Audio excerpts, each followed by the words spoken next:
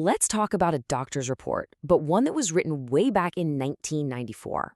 Now, this report wasn't for a person. It was for our entire planet. And what's really kind of scary is that every single warning in that report, it's even more true today. So today we're going to dive into Nani Palkivala's article, The Ailing Planet, and see what it tells us about the health of our world. So the article kicks off with a really powerful question. It asks us to stop seeing the Earth as just a rock we live on, and instead to see it as a patient whose health is, well, getting worse. That's the big idea we're exploring today. Is our planet sick? And if it is, what can we do to help it heal? So when did we even start thinking this way?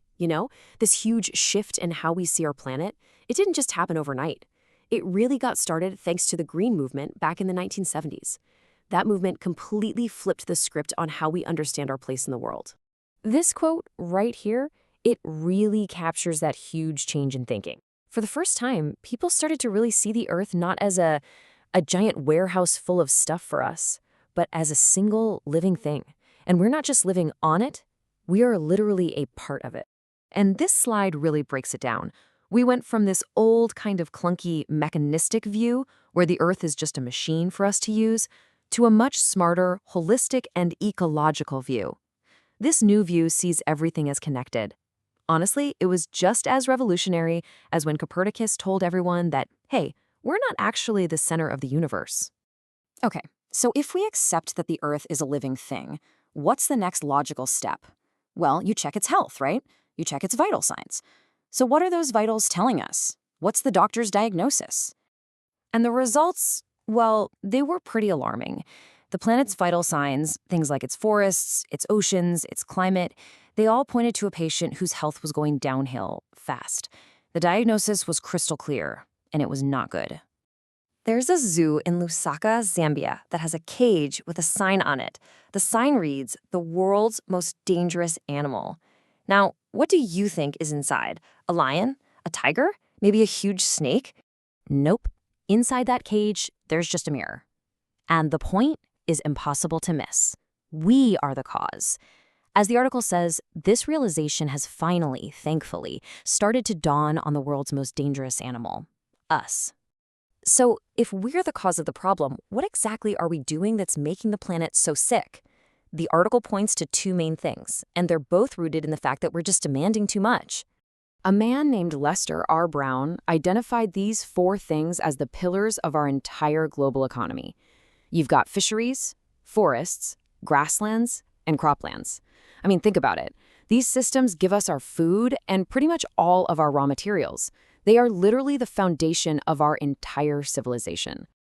And right here, this is the crisis. We are pushing these systems to their breaking point. We're taking way more than they can possibly give back. So what happens? Fisheries collapse, forests disappear, and our grasslands and farmlands are turning into deserts. The scale of this destruction is it's hard to wrap your head around. Back when this article was written in 1994, we were losing 40 to 50 million acres of tropical forest every single year. And just in India, the official government number was a loss of 3.7 million acres a year. But the reality was probably 8 times worse than that. Just staggering. This quote just says it all, doesn't it? Forests precede mankind, deserts follow. It means we show up in a beautiful green world, and we're at risk of leaving behind a world of dust. That's the real legacy of deforestation. Now for the second major cause, just look at this timeline. It took humanity over 1 million years to reach our first billion people, but the second billion, that only took 100 years. By 1994, when the article came out, we were at 5.7 billion. This population explosion puts an absolutely incredible strain on those very systems that keep us all alive. Okay, so we've got the diagnosis, and we know the causes. What's the prescription? What's the cure? Palkivala calls for an era of responsibility. It's basically a fundamental shift in how we think and how we act. The heart of the prescription is this one big idea: sustainable development. It sounds kind of academic, but it's a really simple and profound concept. It just means let's meet our own needs today, but let's do it without messing things up for future generations so they can't meet their needs. To do that, we have to totally change how we see our role on this planet.